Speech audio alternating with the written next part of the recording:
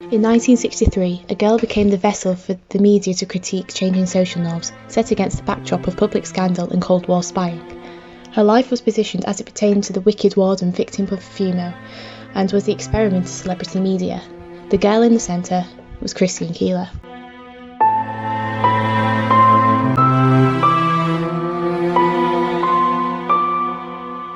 So I just had to say, I hate him, as I did hate him.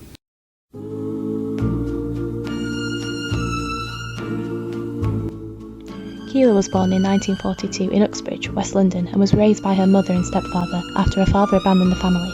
She was sexually assaulted by her mother's lover and his friends. At 15, she gave birth to a child who only lived for 6 days due to a failed abortion attempt. This traumatic experience that Keeler endured was the consequence of the mid-century gender norms. The 60s was to oversee a shift in attitudes about promiscuity due to the seemingly progressive and permissive legislation and the creation of the pill, with Siegel arguing that young women flaunted sex rebel against old norms. But the continuing absence of systematic support in the form of contraception or safe abortions meant that women faced dangerous consequences for enjoying sex. Furthermore, speculation surrounding the race of the child demonstrates the fears of interracial relationships that were prevalent during the post-war Britain due to increased immigration. The Cold War promoted indulgence with the scandalous element of spying, evidenced by the exposure of the Portland ring in 1961. The strain between the press and the government created by these revelations prompted columnist Paul Johnson to warn that any Tory minister or MP who gets involved in a scandal during the next year or so must expect the full treatment. Additionally, Weeks concluded that 60s Britain was a transition and a decisive meeting place of conflicting values, and the events that awaited Keeler when she moved to London would be instrumental in the societal reckoning. She became a showgirl in 1959, meeting society osteopath Stephen Ward soon after.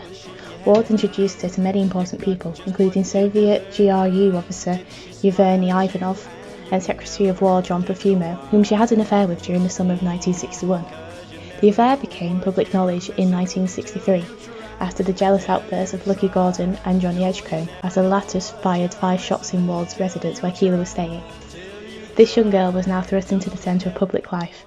She was about to be scrutinised. I wish that at that time I had been older.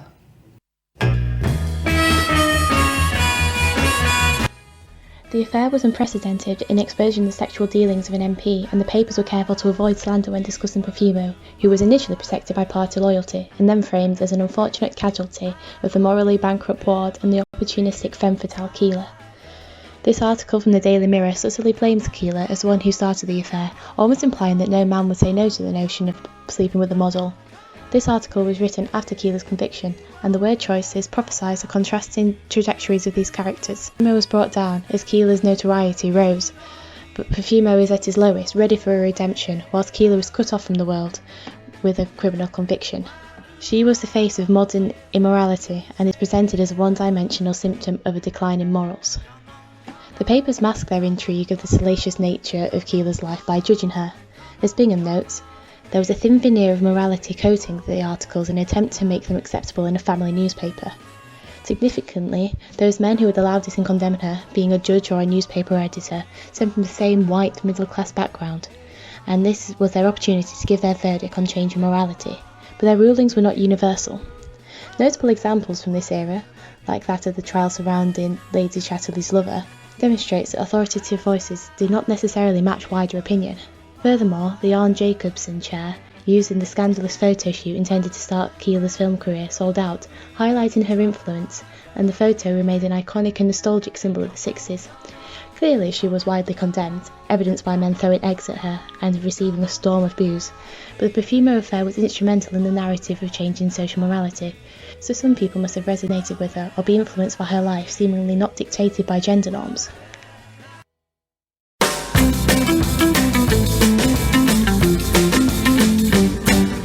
A recent re-examining and recontextualising of Keeler's life highlights what was so specifically 60s about Keeler's treatment, indicating perception of gender during that decade. The director of the trial of Christine Keeler, Andrea Harkin, highlights that she was not a femme fatale nor a victim. The media of the 60s used her to condemn decline in values and a woman in control. However, photographer Lewis Moore remembers that Keeler did not want to pose nude, but was pressured to, just one example of people moulding her. and her sexuality being exploited. The women in this situation only exist as they pertain to men, whether that be Keeler's femme fatale status shaped by Ward, or Profumo's wife's loyalty to her husband, which allows for his redemption. The race of her boyfriends were treated as an interesting novelty, and the emphasis put on her relationships with black men as well as men from high society reflects concerns of merging classes. Todd and Young argued that the welfare state created a sense of opportunity and individualism among the working class, and as the BBC notes, Keeler got involved with a class that was desperate to maintain its influence in a country about to experience the dawn of the huge social changes of the 1960s.